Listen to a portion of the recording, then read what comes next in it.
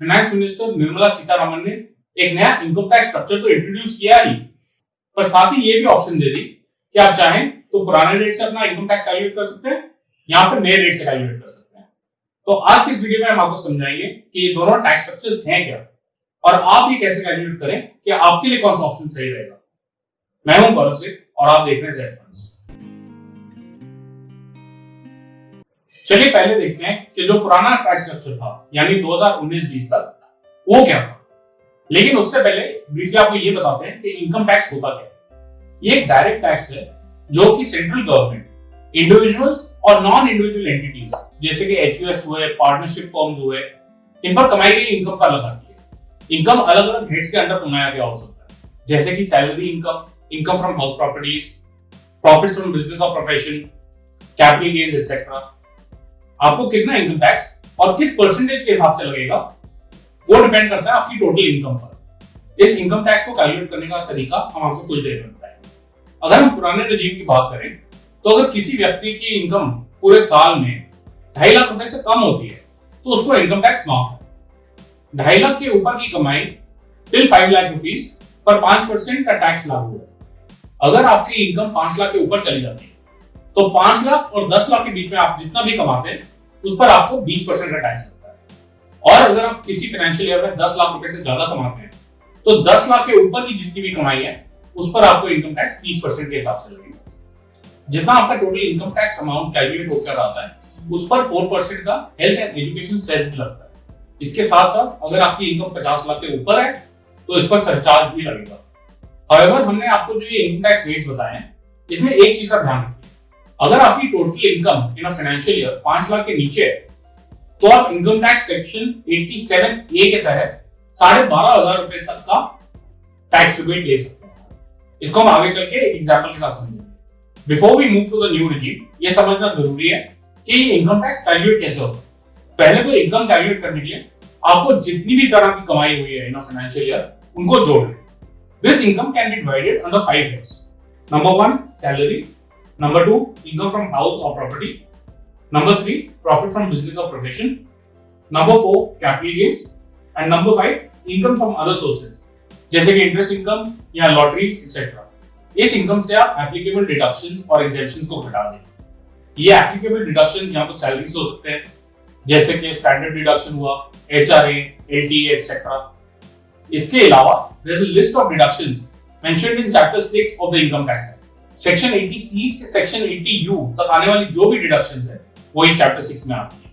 इन sections में जो popular deductions मिलती हैं जिसके बारे में आपने भी सुना होगा, उनमें आते हैं investments in PPF, life insurance premium, ELSS यानी tax saving mutual funds, mediclaim का प्रीमियम या फिर डोनेशंस एक्सेट्रा।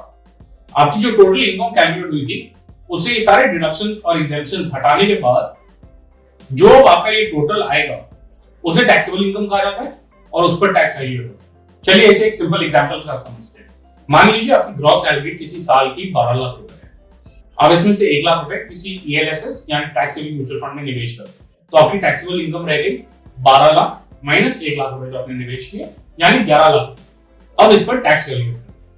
जैसा हमने बताया था आपको पहले 2.5 लाख रुपए पर कोई टैक्स नहीं लगेगा, अगले 2.5 लाख से 5 लाख रुपए पर 5% टैक्स, यानी ये जो 2.5 लाख का गैप है इस पर 5% 12,500 रुपए टैक्स।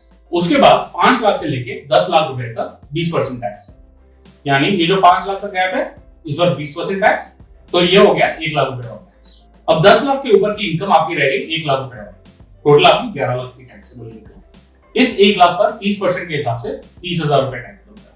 तो टोटल टैक्स अमाउंट हो गई 12,500 प्लस 1 लाख रुपए प्लस 30,000 रुपए, यानी 1,42,500 रुपए। आपको याद होगा हमने आपको बताया था कि इस अमाउंट पर 4% सेस भी ऐड होगा, यानी 5,700 रुपए का सेस।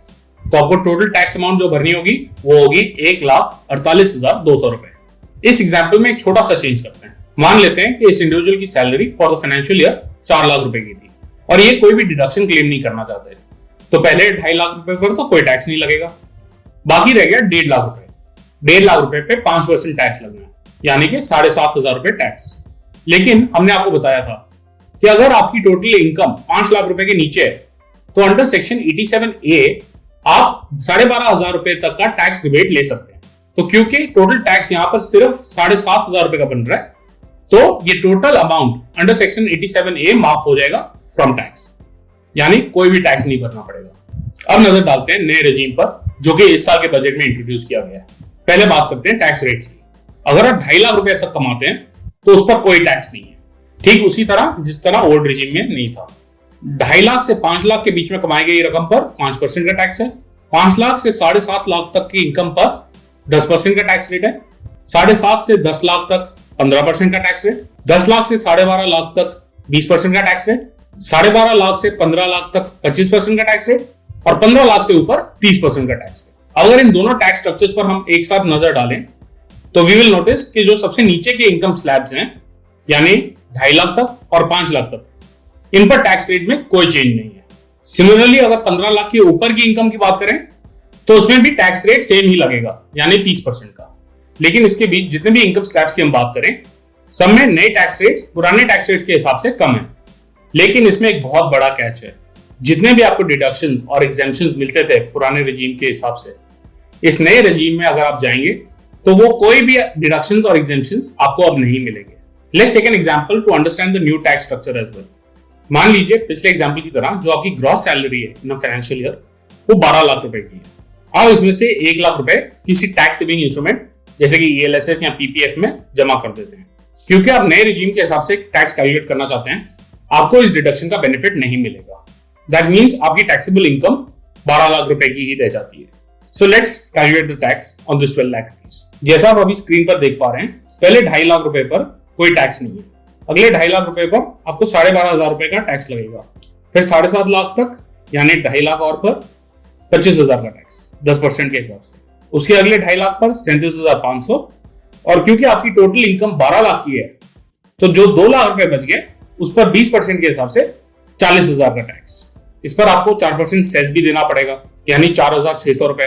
तो आपका टोटल टैक्स पेबल 1,19,600 रुपए हो गया। तो इंपॉर्टेंट सवाल यह आता है कि हमारे लिए कौन सा टैक्स स्ट्रक्चर बेटर है, पुराना या नया। ये डिपेंड करता है आपकी इनकम पर और आप क्या डिडक्शंस लेना चाहते हैं। हमने एक बहुत ही सिंपल सा टैक्स कैलकुलेटर एक्सेल में बनाया है to explain this to you. ये है हमारा टैक्स कैलकुलेटर। इस पर जैसे आप देख सकते हैं, ये हमने एनुअल इनकम का एक सेल छोड़ा हुआ है, इसमें हम अपनी एनुअल इनकम भरेंगे। मान लेते हैं कि हमारी एनुअल इनकम 8 लाख रुपए की है।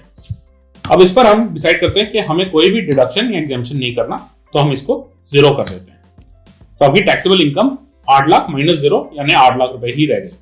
अब अगर आप देखेंगे, ये अपने आप ओल्ड रेट्स और नए रेट्स के हिसाब से इसने टैक्स कैलकुलेट कर लिया।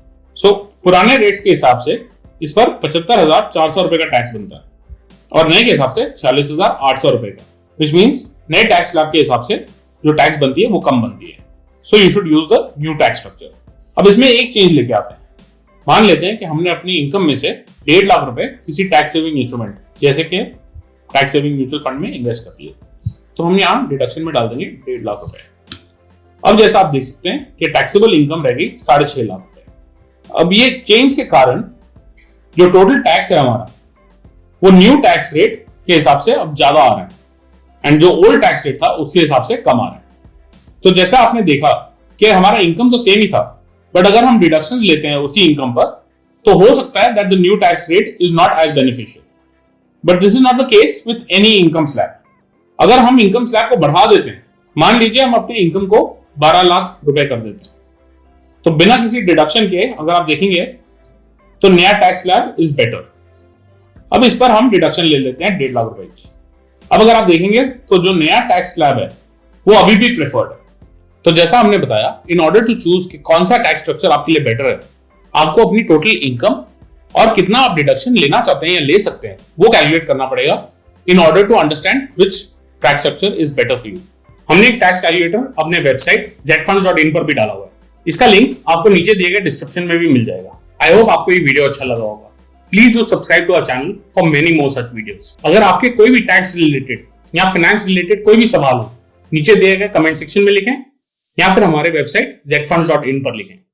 Thank you for watching zfunds।